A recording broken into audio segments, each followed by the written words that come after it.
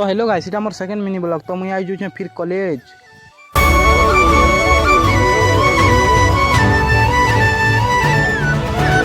পহলা তো মুই পলে আসনি জেরক্স দোকান কে, কাঁজি কি বলে আমার ফর্ম ফিল আপ হয়ে গেলানো স্টার্ট। তো মুই করবার তালি বলে আজ মুই করমি।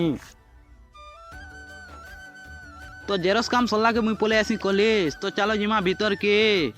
তুমি মানে এম স্কুল পিলা মনকে দেখি করে কলেজ রে কাঁ করছন বলুথিব, কাঁজি কি বলে আমার কলেজ আর এম স্কুল পাখে পাখে আছে। তো হেতি লাগি ইনো বুলুছনি লোক।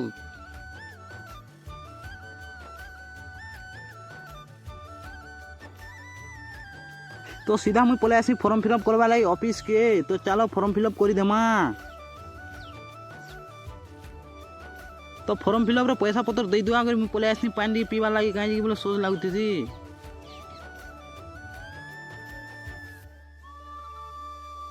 तो पानी पुना पी कर मुई पले आसी क्लासरूम। तो क्लासरूम आसी देखसी जे मोर दोस्त मने पढ़वार रे व्यस्त थी सन।